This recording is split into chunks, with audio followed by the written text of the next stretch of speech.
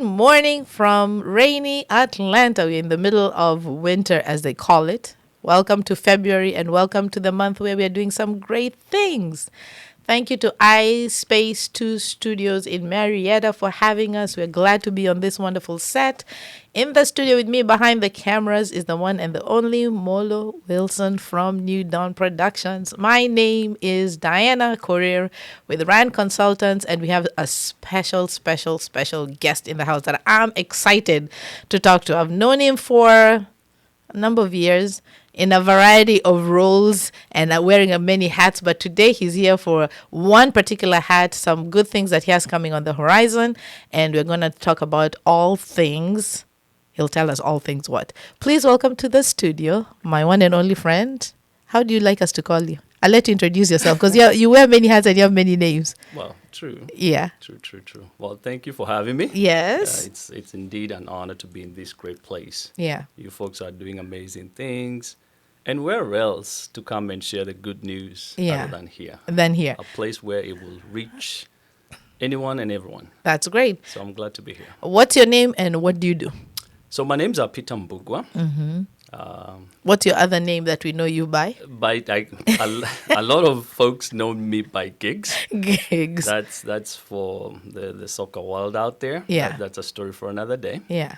But yes, that's my official names. Your official names. Official names. And so you wear many hats. You are the captain of JFC team. You're a community leader. You have won awards, so we can call you an awardee. But today you're here in the capacity of what? So, and yes, I do wear those many hats. Yes. Of course, some extended by the community, which I'm forever grateful. Yeah. But today I'm here as a licensed financial professional. Okay. What company are you with and as a licensed financial professional? I'm actually an independent broker. Okay. So I do have my own company. Yeah. The company is called Ignite Leadership Development. Okay. Yes. Where does that name come from? Why Ignite? You know, names are important. You just don't wake up one day and be like, okay, I'm going to call it. Why didn't you call it Gigs Insurance or Gigs Licensed Professionals or something like that? The reason for it is because for me, as an individual, I always believe we need a spark in life. Okay. We need something to be ignited in everyday life. Yeah. Our community needs to be ignited in something. We need to have a vision. But with that vision, we need to have something burning.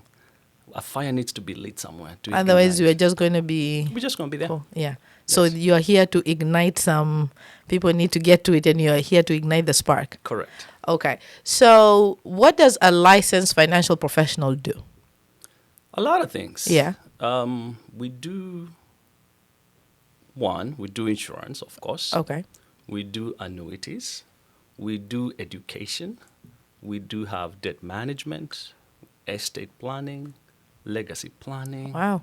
It's a whole host of things. Okay. Yes. Because we always just group them in insurance. True, which is what the vast majority of people out there think. Yeah. I think it's a notion that's been labeled out there to us, but that's just one of the many things. Yeah. So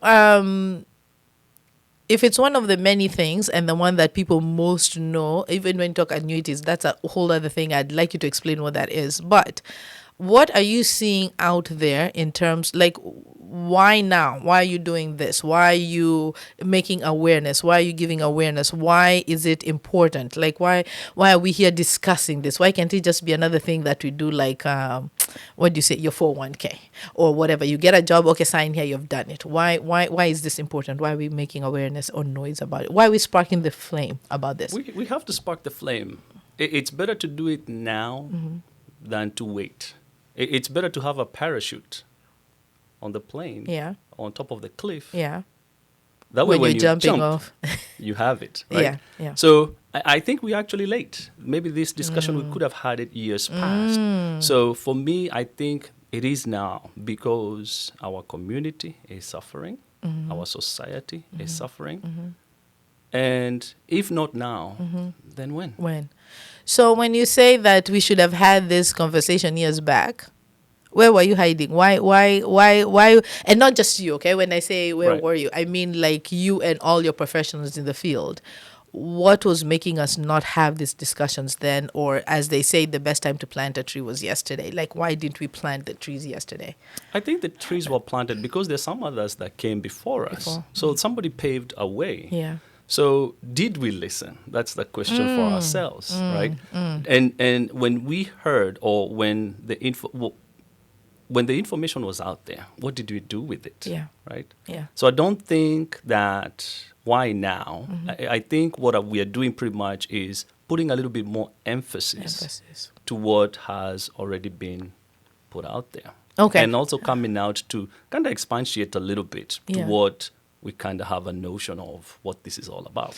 I feel like one thing I would say is that most of us, our age group, maybe we came here in our 20s, we immigrated and came in our 20s, and the first few years, the first 30 decades, we were just struggling to find footing, right? Where do I belong? What am I doing? What is the culture? What is the system and all that kind of things? And so some of these things came to us later in life, where now we are starting to realize that we need this. Do you see it as a trend that the younger ones who we have paved way for are actually taking it on earlier, or is it still the same? Do we need to spark the flame with them? We do definitely need to spark the flame with them. Yeah. Yes, it is a little different because we have a generational change. Yeah. Our young folks, maybe 25 and under, are on a different wavelength, which is a In good thing. in what sense? In a good sense, in a sense that they are a little bit more open-minded. To exploring. Exactly. Unlike some of us who came here, you're told to do this.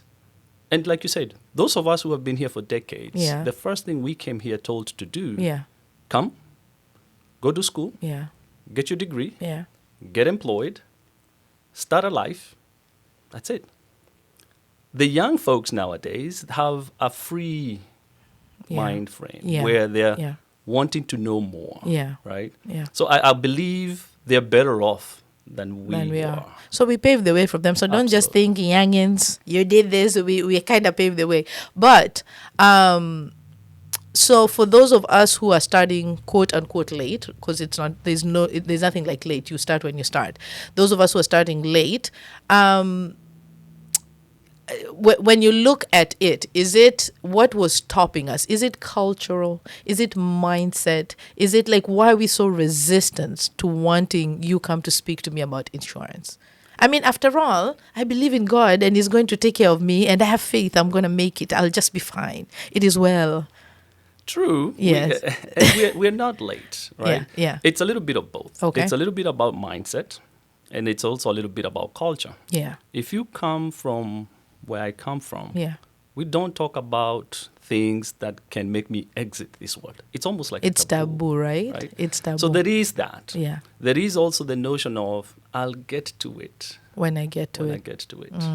So you put it on the back burner, but unfortunately, we put it on a back burner until something happens. Then we are a reactive society. And when something happens, the same society, we forget. We tend to forget things pretty quickly. I don't know whether that's by choice or by design or just whatever the reason might be. Yeah. But that's who we are as a people. So it's the high time we change that notion of, hey, when I'm telling you to protect yourself now, I'm not telling you to protect yourself because something is going to happen. Yeah. I'm telling you to protect yourself because you care about somebody. Yeah. You care about your family. Yeah. You care about your loved ones. That's the sole reason we're telling you to protect yourself. Because if something was to happen to you, if your income ended today, because if you don't have a job, will be na mchango. It will be an mchango. But and let me say this.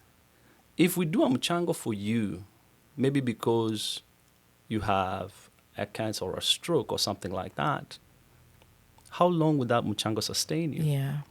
Right? Yeah. So that's why we're here.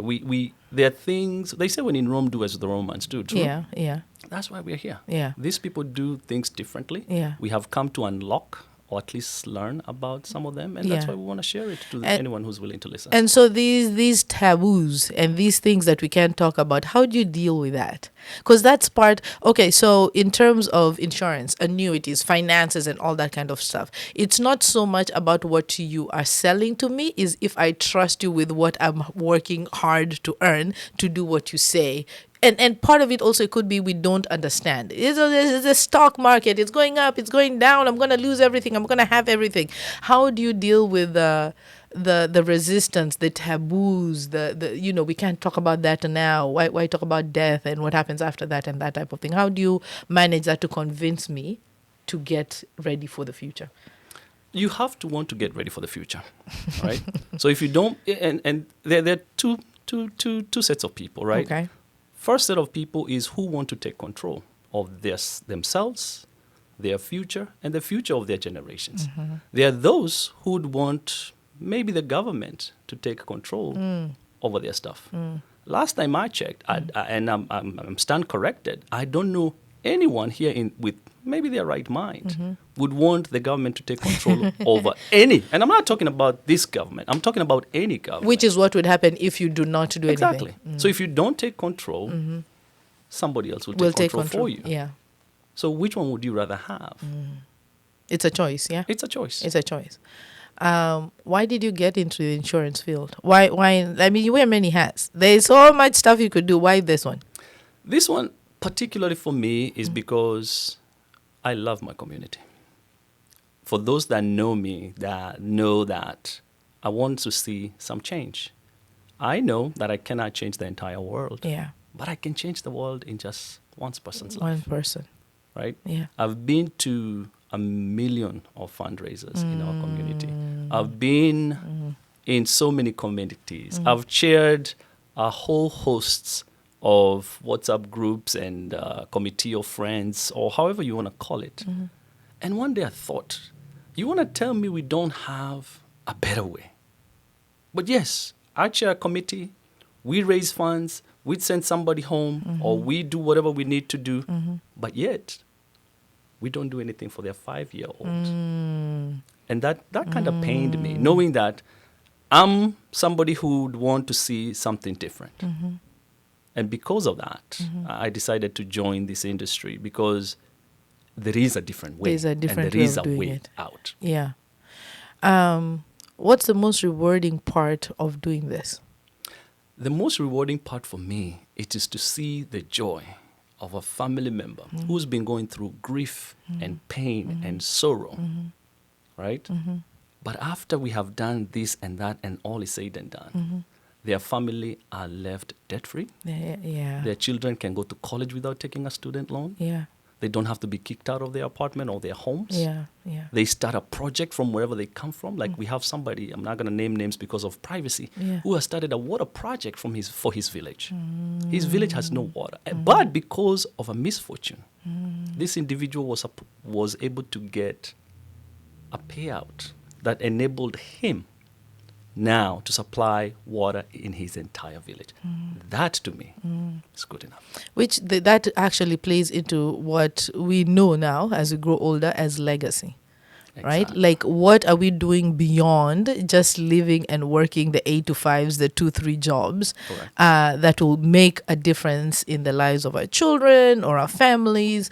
And I feel like maybe that's the one thing that, no matter how much hard we work for all these years, will not compare as in if you did get like an insurance policy or learning basically to put financial things in place that will make sure that you take care of your loved ones. How hard are you finding it to do this job? What is the obstacles that you're running into in terms of just not necessarily convincing or just sparking the fire to be like, let's do this? What obstacles are you finding? I wouldn't call them obstacles. Challenges? Well, opportunities? Right. Yeah. You can. I think for me, the opportunity is this information has been hidden. Okay. Right. So it's even in this day and age of the internet and everything. Absolutely. Yeah. This unfortunately, it's not on CNN, because if it is on CNN, then everybody would know about it, right? It's the little that's out there on social media. It's not the full blown, ironed out information. So the challenge is that a lot of people, especially those who've been here for years and years, those who have titles upon titles, right? We have people who know it all. Some have all the paperwork and the doctorate degrees in them. They have the paperwork, but they don't have this information. So the challenge comes in. I come to you and tell you this information, and you tell me, I've been here since the airlift. How come I've never heard this? Right. That is the challenge. So the challenge I'm facing, or we are facing, is that people, just because maybe they've never heard of it, right? Yeah. It becomes something that's Greek to them. Yeah. And before they accept it, Yeah. it's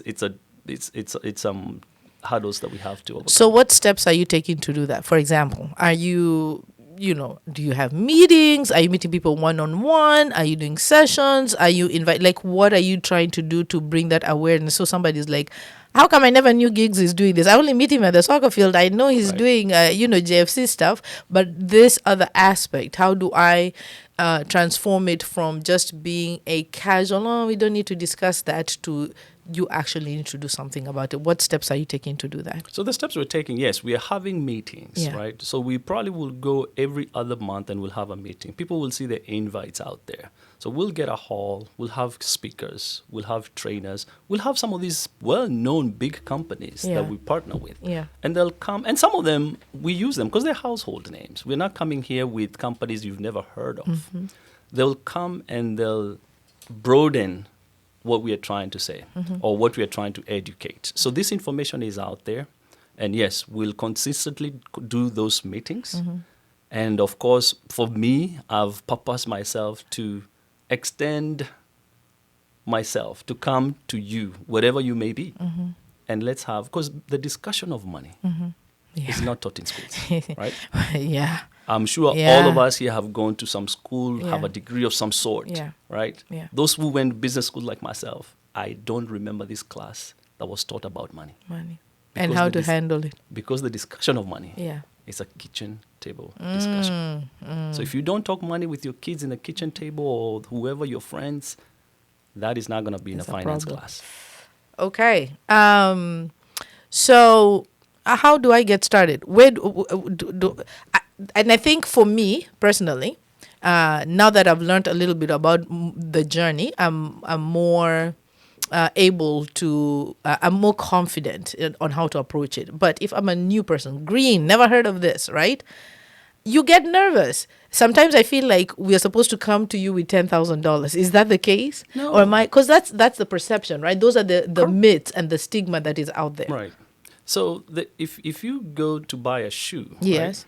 A Jordan, the new if you Jordans go to buy are your out. J's, the new Jordans are out. Jordan will, let's not talk about that for this We're session. gonna buy shoes, right? Yes. When you walk into the shoe place or the shoe shop, how many sizes of shoes are there? Plenty. Whatever you your get fit. whatever fits You. you. Okay. Same notion here. Yeah. Right? It's not a one size fits all. The notion of I need to have X amount of money or I need to do this or the other, that is simply I don't know that. That's why I don't come to you, because I don't know. I'm like, you're going to laugh at my little chicken change. And that's the problem we make as a people. Yeah. Because you think you're too small. Yeah. Let me tell you. Yeah. If you think you're that small, try and spend a night with a mosquito. Okay? It is the tiniest little annoying thing. You're not going to get any sleep. You're right. So as much as you think your $1,000, your $5,000, your 100, your 50 bob is small, trust me, it is not small. Yeah. You're the one who's seeing it as small. As small. You have to choose to see it half full Yeah. or half empty. But and that's a confidence and a mindset thing, by the way, that I think we have to deal with that within ourselves to understand. Come as you are, and we'll make it work. Basically, Correct. Right. So, how do you help me grow my money? I've come with my $500, and now I'm like, okay, all right, let's show me what you got. How do you help me grow my money? To grow your money, and it's a process. It's a process. But one thing I can tell you maybe in this session is that money does not grow overnight. Yes. Money grows. It's a marathon, not a sprint. Correct. Yeah. So the moment you come with your 500, 200, 1,000, whatever, just understand that your money does not grow overnight. It doesn't, yeah. And the moment you come with that mindset, you will learn that there is a place where you can hide your money and money grows for you. We learned about simple and compound interest back in the day, right? And Albert Einstein said, and I quote, "It is the eighth wonder of the world." What? The compound interest. Right? And he went on to say, "He who understands it earns it, but he who doesn't pays for it." The question for you, are you paying that compound interest or are you earning it? If you're paying, you need to find a way to earn it. He who understands it earns it. He who doesn't pays for it. Correct. Pays for it. Let me give an example real quick. Okay. If you have a mortgage, for example, Yes, right? yes. On average, mortgage is a 30-year mortgage. Yes. Right? So if you're watching this, do me a simple math. Get your calculators, Okay, right? yeah. Once you get your calculator, your mortgage payment, let's Yeah. assume is $2,500. Do you want me to get a calculator? Please do, Okay, right? I'm going to get a calculator. Please get a calculator. Okay, and you said, what are we starting with, okay? So we are starting with the compound effect. Yes. And we're talking about a mortgage. Yes. Let's say you go to somewhere and buy a home for, on average, home in Marietta, Kennesaw, what? 500K. Nowadays, yes. All right. So you bought your home for 500K. Yes. Your mortgage, if you bought your home for 500K, is roughly around 20, Yeah. 23, Pretty 2600. much, yeah. Yeah. So let's just assume, and this is for just example purposes, right? Let's assume your mortgage is 2,500. Yes. Right? Uh-huh. So 2,500 every month. Yes. Multiply that by 12. Why 12? It's the year. The month, yeah, in a year. So 2,500, 30K. 30K. Yes. A year. Yes. Your mortgage is for 30 years. Yes. Multiply that by 30. Times 30. 900,000. Okay. But I bought it for 500,000. So who's staying at the other home because you're paying for two? See the power of the compounding interest. Compounding interest is taken by the house. Exactly. So guess what? In some of these products that we have, your money can do exactly just like your mortgage, right? So the money that you save, say if your money does not double, there's a power rule of 72. Read about that. Yeah. Money should not take you 72 years to double. So if you're saving your money where it's not growing any interest at all, because we can argue, and again, I'm not a mathematician, but for those who are, and please go with your CPA and do this math. How much interest are you getting from your checking account? Yeah. Barely nothing, right? It's not even barely, it's beyond barely. How much are you getting from your savings account? Same story. Same thing. So are you beating inflation Yeah. with the way your money is growing? Yeah. No, you're not. So there is places here, there is buckets, portfolios where we can put some of that money that's collecting dust in your savings account. Yeah. Put it somewhere else where you'll gain interest. I feel like a thing that, as we're talking, that has hit me is part of the problem also why we don't discuss these things, because the elephant is too big to chew. Like, you just give me that little example of the mortgage and what I could be doing with the money if I could, do the math properly and figure it out. Makes so much sense than you trying to tell me, go buy insurance. Because even the stuff we do at work, for example, 401k, you start a job, they just tell you sign here. You don't even know what percentage you're supposed to be putting on your W-2s, what you're supposed to, they tell you we're matching. There's so much thrown at you. Right. You're signing things you don't know. It's only maybe when you do your taxes a year later and you're like, oh, you're not contributing enough, or or you learn from somebody else who is maxing out their contributions and that kind of thing. You don't even know what that means. You're afraid to leave your job in case you lose all that stuff. But it's because the elephant is too big to chew. So part of what I feel like we're facing is the dissemination of information. Correct. Is not there enough for people to be able to eat it in little bites, and it won't be fixed in one meeting. No. Yeah. No. And it's true. I mean, the notion, for example, I know you mentioned 401k, and it's out there. And everybody who's working for any organization, they probably offer it. Yeah. And they as a tell benefit. you, put $100 here, we'll give you $100 there. Yeah. I tell anyone who's willing to listen, take the free money. What you don't also understand is that now in your 401k, for example, and again, I'm not against the 401k. I'm just saying once you have that money there, Yeah. you need to do something with it. Because if another COVID-19 hits, Right. you can lose And the all things that money. tank. Yeah. If there's another war somewhere, Ukraine, Russia, you name it, Yeah. Why will you lose money in your 401k? Because it's directly linked to the stock market. And the sad part is you're actually paying somebody to manage that To do it. portfolio. Yeah. Right? Yeah. Whether you're making money or you're Or not. not. Right? Yeah. Assuming you're paying somebody just 2%. You have 100K in your 401k. Yeah. Right? And you're just paying them what? 2%. So in a year, you pay them what? Maybe $2,000. Yeah. $2,000. In 30 years, you would have paid them $60,000. And you're not the only person they're managing their And you're portfolio. not making money. Yeah. So would you rather be paying or keeping that money? Remember, the more you keep, the less you pay, the more you keep. So if in that sense, talking about dissemination of information, right? There's a 401k and then there's what you're doing, right? Right. How am I comparing apples and apples? Like how are you telling me that what you're suggesting is a thing that I should do in conjunction with my 401k, or how do I approach it? How do I take it and disseminate it and bring you the money and say, okay, my 401k is not doing this, but how can I do something with what you're doing? I always say diversify your portfolios. Diversify. Right? And the reason why I say that is because if your employer is giving you free money, Yeah. by all means, take it. Yes. Right? Yeah. But guess what, though? The money that you have in your 401k today, if something was to happen to you today, Yeah. if you have 100K, Yeah. that's all you're going to get. The Mind you, 100K. that might be tied up in probate court. That's another discussion. Yes. It might be tied up somewhere. Yeah. Right? Yeah. And before maybe taxes, this and the other, and probate court happens, by the end of the day, you might not walk home, or your family or beneficiary or loved ones might not walk home with 100K. No, definitely not. But if that money was sitting in like an insurance policy, you could be walking home with $1 million. Because it's compounded. It is compounding, number one. And there is a protection part as well for it. As unlike your 401k, it's just money sitting there.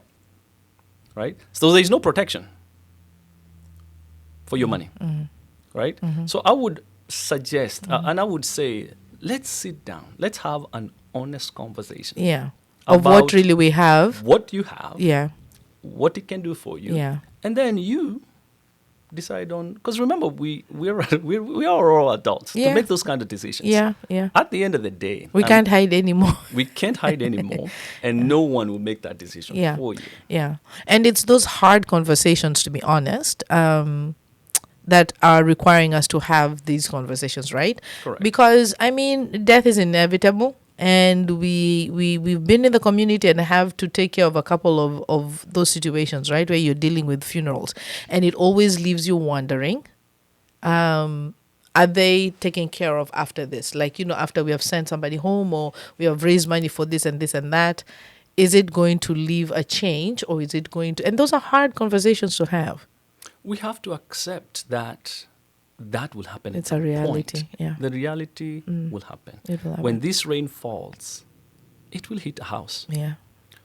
What are the chances that that's going to be your house? The question is, Yeah. once it hits your house, Yeah. what do you have? Right? Because we can do a fundraiser. Now, let's just assume that there is a single dad or a single mom, right? Something happens to them, right? And they're deceased.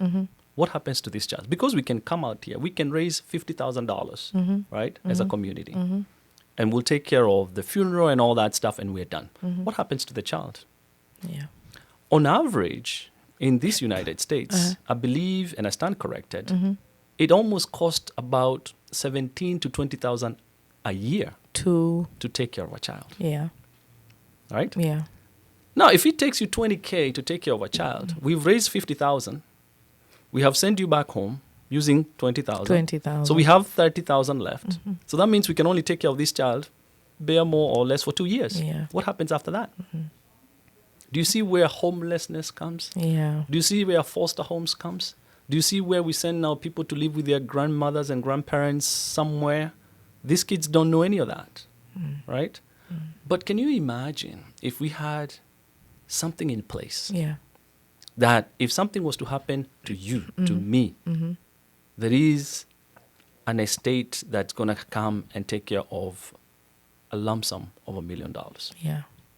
Yeah. By this time this child gets to college Yeah. or becomes an adult, we're Yeah. talking about 17 years. Yeah.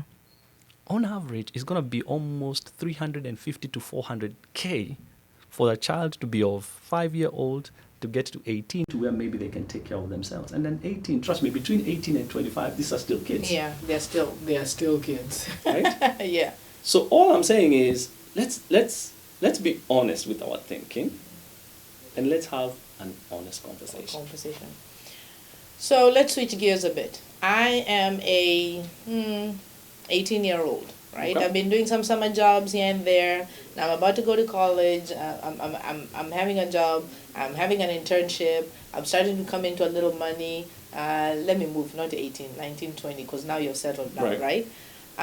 What is your recommendation to me? I am like, should I wait till I am 30 to start being like, I can put my money over there in an insurance policy? Because let's be real, that's not their first thought. Their first thought is, how am I going to buy the shoe? I'm going to buy the car. I'm going to buy the whatever. What if you had an ideal situation of what a young adult should do? What does that look like? And that's a beautiful question. And I wish some of us, especially when we came here, we knew that, right? Because people went doing rugby fest, doing soccer fest, doing whatever, Atlanta, whatever it was. Thanksgiving week. Right?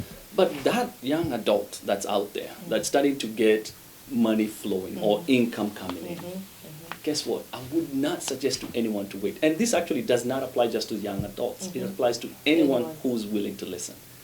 Remember, the waiting game is a losing game. We don't know what's going to happen when we leave this place.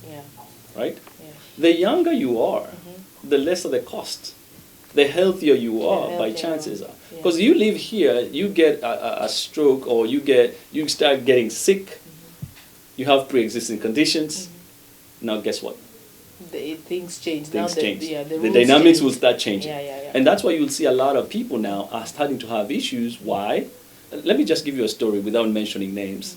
I spoke to one of a friend of a friend. And they said, you know what?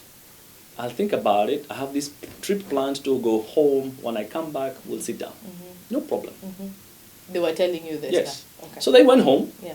I don't know what happened when they were home. I think whether they ate something or something happened. They went places and some disease outbreak kind of happened. When they came back and went straight to a hospital. Oh. I'm telling you, from the airport straight to the hospital. Now, while at the hospital, I didn't know what was going on. I even had no clue. But now doctors have come in. They're doing all this stuff. All this stuff is going on your record, by the way. Oh. All right? All this stuff is going on your record. Oh. To a point where they do surgery, they do this, and the other. And you have no control to You say have no anything control about at this point, right? Now, when they get a little bit better from that, they call me and say, Gigs, we need to talk. I'm like, sure, what's going on? The spark But has I could been tell lit. some urgency with this. Yeah. And I could tell, whoa, this person is really ignited about the whole thing. Yeah. They failed to mention one thing to me, though. That the reason why they are calling me with all this urgency is because something has happened. Right? Yeah. That's Which what- changes things. Which changes the whole dynamics. Yeah. At that point, I told them, well, you know what, the sad thing is, all this stuff is going to be pulled for your records. And I told them, that is not my work to do. I will still try and push it through for you. However, I'm just going to be very honest with you, because you're going to show, it's just like credit.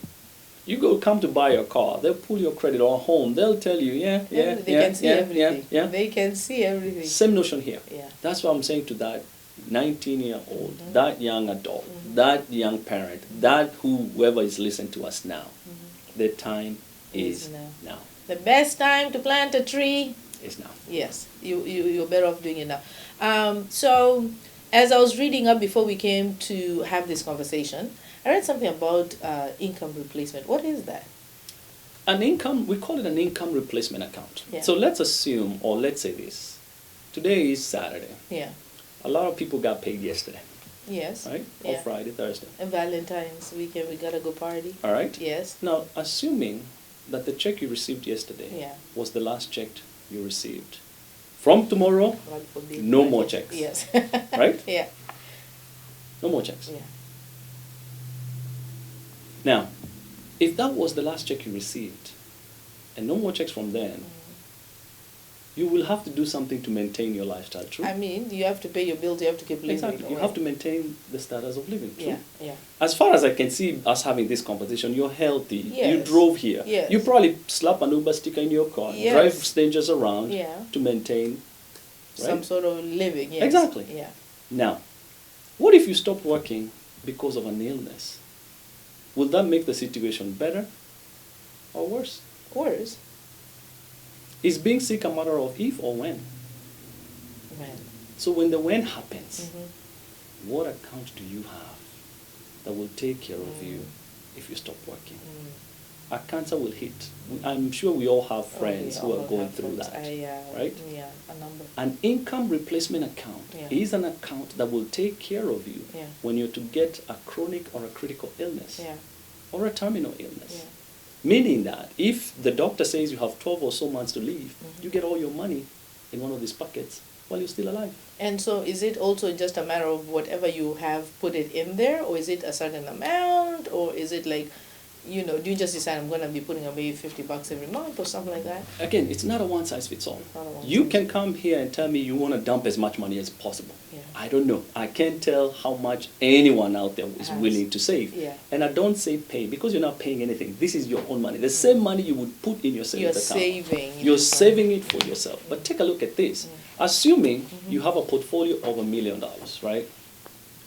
And you walk out, you're not feeling well, you go to Grady or you go to Piedmont, Wellst or whatever, and they tell you you have breast cancer, right?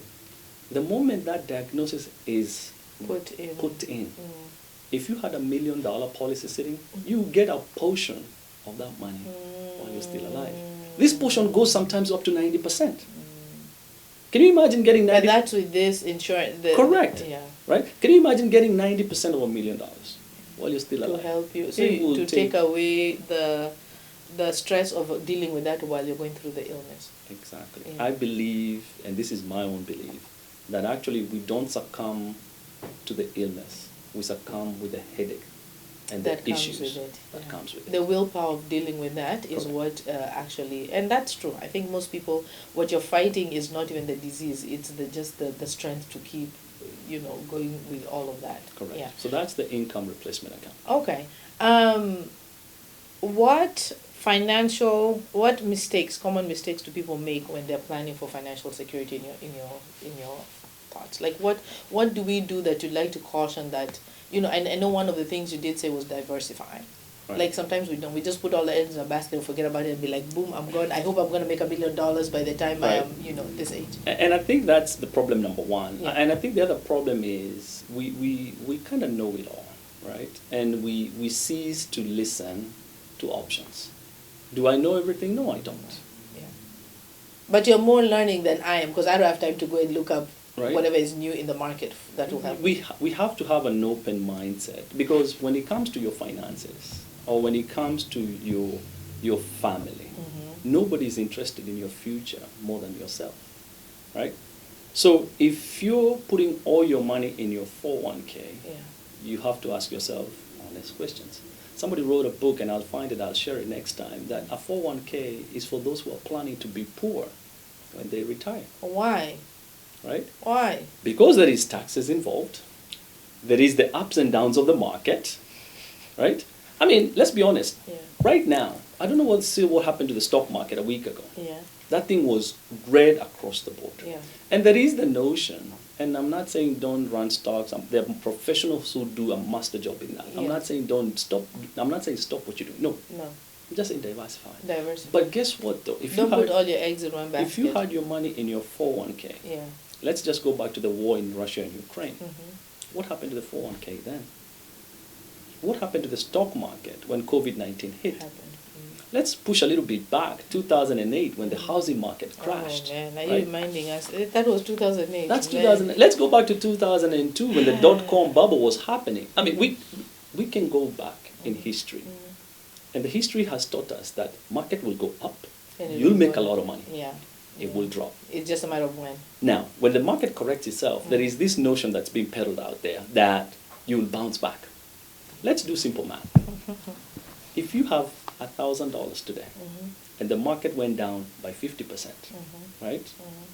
That means you have how much left? Okay, you started with? We started with $1,000. $1,000. The market went down 50%. Yes. So 50%. You had 500. Yes. True? Yeah. Tomorrow, Yeah. the market bounced back by 50%. I'm back to my 1,000. No, you're not. No, why? Because 500, 50% of 500 is not 1,000. That's the notion we're not Oh, being so taught. I'm at 750. Correct. Oh. So when we say the market will bounce back, Oh. it will, but you've lost money. Their money has rules, right? Is that happening in my insurance? It is happening in your 401k. In my 401k, but if I sign up for the insurance that you're talking, is that the same thing that That happened is not to happening. Why? Because it's not tied up with the ups and the downs of the market, right? The beauty about some of these products out here, do you participate in the gains? You do. Do you participate in the drops? You don't. And that's a conversation I'm willing to have. Because you need to understand exactly how that happens.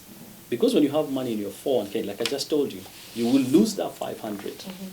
Tomorrow it will bounce back 50%, but it's 50% of 500 that's left. Not 1,000. So you'll be back at 750. 200 bob, 250, disappeared. You should have bought yourself a new shoe. So, what do you say to the person who is, man, I am trying to do everything that I can do. I am working within my budget. I am not living extravagantly. I have added everything down to whatever. I am barely making it, right? And this thing is a necessity that I have to do. That's how I'm looking at this. What can I do to increase my cash flow so I can come and give you something to put in there? You see, increasing cash flow it's a whole other topic. Because guess what? We also have opportunities. Yeah. Right? Yeah. You see, you can become an entrepreneur. You can even join us in this business. Right. The industry is wide open. There's a big pie. There is a big pie Yeah. for everyone. Yeah. Because guess what? We all do hustles. People Yes. like to call them that. Yeah. Right? Yeah. Your hustle could be driving Uber. Your hustle could be doing DoorDash, Amazon deliveries, whatnot. Right? All those are hustles. And they're good. This industry also has a room for that. The beauty about it is you learn so much. You learn so much about personal finances. You learn so much about insurance products. You learn so much about all these companies with all these great things. And you would wonder, where have I been? So if your issue is to say, well, I'm living on a bare bones, number one, what I would say is... Because, and let me interject, because even if you're living on bare bones, you still have to pay car insurance, right? So like if this becomes a necessity like that... And that's how we should look at it, That's right? how we should look at it. Let me ask you this. In your neighborhood, right? Yeah. How many houses have burned down? I haven't seen one. Thank you. Why are you so quick to say that? No, it's because it's true. But do you go any month or any year without paying that insurance? No. you don't. No. Let me give You you gotta be this. paid. Thank you. Let me Yeah. give you this. Can you imagine? I've been in the auto lending industry for a while. Yeah. Right? The moment somebody walks out of a dealership with a car, the first thing before they're handed the key, we require, or the industry demands, That? you have insurance on that vehicle. Yes. The moment you buy a home, Yeah. right? Yeah. Before the paperwork is finished signing Anything. at that table at the law firm or whatever, you're going to do that. They demand Insurance. that you have what? Home insurance. Home insurance, yeah. Now, you, your husband, your wife, your kids, and the loved ones who are living in that home, are they insured? We are going to an extent of insuring plane tickets in case I miss my flight. We've gone to an extent I of did that insuring once my last iPhone, year. right? Just in case it breaks down, It I need breaks. a new one. Oh. Right? Oh. We are insuring pets. I just had a client, I had to insure their snakes. Story for another day. But we have gone to that extent. But yet, who is paying for all this? You touched somewhere with the phone and the ticket and my lost luggage insurance. You done hit a spot nerve there. somewhere. You have hit a nerve somewhere. But you see, we're insuring all these things. Yeah. But yet, you who's paying for it, you're not insured. I think the notion that it's very expensive is what is a myth that has overtaken the benefits Right. that come out of doing this. Because the thing is like, I'm putting this money, I need money now, and I'm not going to be there to spend it later, quote unquote, like, if you're leaving it for your beneficiaries or whatever. And so the myth is why put towards it. But the reality of how insurance has changed over time is that it's not just going somewhere and lock somewhere until you're gone. And Right? that is the naked truth. We have been taught, or we were taught back in the day, that you have to die, that somebody can benefit. And that's why a lot of our people... That's a big thing. and Somebody that- has to die. And that's why a lot of our people are scared of it. Yes. And some of them are under the notion of, okay, why would I put this for my kids who don't even listen to me to enjoy, right? So that's the notion, but that's not true. Because as it is today, if you have a child and you want to take him to school without taking a student loan, guess what? Put yourself in an account that will do that. And it's tangled up in these products. So that the child doesn't have to be working while going to school. They can actually go to school. They can just go to school. Yeah. Because you'll have the money sitting there, Yeah. right? Yeah. So all these are tangled up in there. It's just that it's not on CNN. Why? It's been kept out of the limelight. We're just now unlocking. Well, some people not. And this information, honestly, it's not that it's not out there. It's out there. Right? But in the age we live in, all the information has been given. It's who has time to comb through it and figure out what you need. Correct. Yeah. And some of this information is in books. They say if you want to hide Who information, reads? Who there you go. reads? Yeah. If you want to Hide hide it in a information from book. the average people, Hide it in a book. hide it in a book. It's there. And these books are not big. Some of them, like there's like a small book, 71 pages. But we are caught up in the rat race and the hamster wheel of this country. Of this country. Right? Yeah. So we want to go do one job, do the next job, do the next job. And then when you look at your paycheck, And time is passing. Let's not forget that part. there you go. Yeah. But who gets the biggest laugh? Yeah. Uncle Sam. Yeah. Personally, I started learning or paying attention to this or even getting into this because of one thing and one thing alone. I always used to feel like if I was to pass away, I don't want people trying to beg other people to bury me. That was the one thing. Like, you cannot work your whole life. Right? And it's not even about what are we leaving everybody else. Just leaving your family with a peace of mind that I'm not leaving them with a burden was the one thing that made my ears stand up. Because it was just, you cannot be on the planet for 40, 50, 60 years and you leave people with a bigger problem than you came with because you didn't come with that much of a burden. Right. And some of us, because we know we are trying to have these discussions in the community, especially the Kenyan community, about where people want to be, what happens to you after you pass away. Do you want to be buried at home? Do you want to be cremated? Do you want to be buried here? Like, those conversations need to start taking place. And if that's the case, what are you doing to handle that business before it gets there? And that's why I think I said earlier, who do you want to have a plan for you?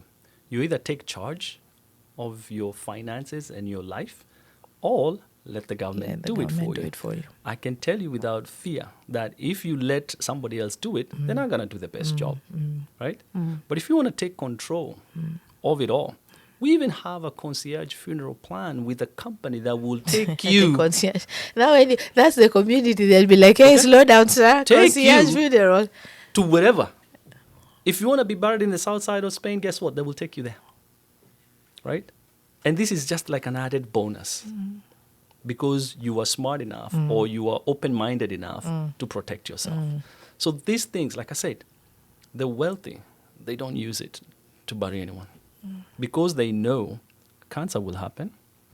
And the issue is not about cancer because every time we mention cancer, stroke, and this and this and the other, people think those are major diseases. Yeah. But do you know what? Yeah. I like to talk about the survival. Yeah. Like prostate cancer, right? 95% of the people You live. Like They survive. They survive. I think 85% when it comes to breast cancer, right? Yeah. The chances, the numbers have really skewed towards and these survival. are CDC numbers. You can go out there and find them yourself. Yeah. So we're not talking about that being taken out. Yeah. We're talking about when you're alive. And the period of time it takes you to go through that process is what this is about. That's it. Because it's not, okay, you've not passed away, you're here, but you're not working when you're going through those treatments, for the most part, because it does take a toll on you, and you have to make sure you have something that takes care of that while you are going through that process. You know what happens in an average employer nowadays, right? If you stop working today because of, let's say, you're going through chemo or whatnot, people say they have disability at work. And Right. true, disability is there. Yeah. But guess what? Yeah. Do you know disability will take care of you 3 months, what we call short-term disability, true? After 3 months, long-term disability will kick in. Long-term disability goes for another 3, so you'll have a total of 6 months. At 0.5% of your pay. We are barely making it with 100% With a of your full pay. percent of your pay. Imagine your pay is cut into half for 6 months. Yeah. Now, let me ask you this. We all know this country is a country of production, right?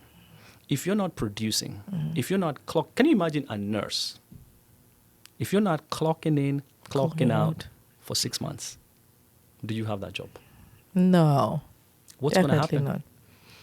This hospital, because they love us, because, if you look at, and this, I'm not making up numbers. Yeah. Honestly, if you pull up the Census Bureau and see the earnings of Africans, our country is the second, if I stand corrected. Top earners, right? Kenya is right there, second. So that means people are making money. The question is, how much of that money are we keeping? Do you know? And for how many generations? Can you guess what percentage of people are actually in plans to actually use that money for their benefit? If you give it a wild guess. Let me say this, right? Right now, as we're speaking here, Yeah. on average American, we barely can make a $400 emergency contribution. $400. 400. Those are facts. 400 doesn't even cover your bills. Your regular bills, light, water, gas. Yeah. So you driving a Lexus, you have a home, and don't quote me because I said a Lexus. No problem driving Lexus or living in Canton. But guess what though? The moment you can clock in and clock out. On average, a nurse practitioner earns what? Anywhere from 125 to 150, right? How much of that do you keep? For how long? Yeah, for how long? And for how many generations? Gigs, thank you. I really appreciate this. This has been a very fascinating conversation, and really just something to really, as you have said when you started, ignite that spark, and that's exactly what it has done. That these are conversations we should be having, not just for ourselves. We can't do everything our parents did. Our kids will not do everything we do, but if there's something they can pick from what we have done right, this will be one of those things whereby do everything you can to get yourself ready to leave a legacy, to prepare for the next generation, to actually make a change. We don't have to be the same way year in, year out, generation in, generation out. We can be the change we want to see. And so until next time, from the iSpace 2 studios, from me, your host, Diana Korir with Rand Consultants, and the man behind the lens, the one and the only Mola Wilson with New Dawn Productions. See you next time. Thanks.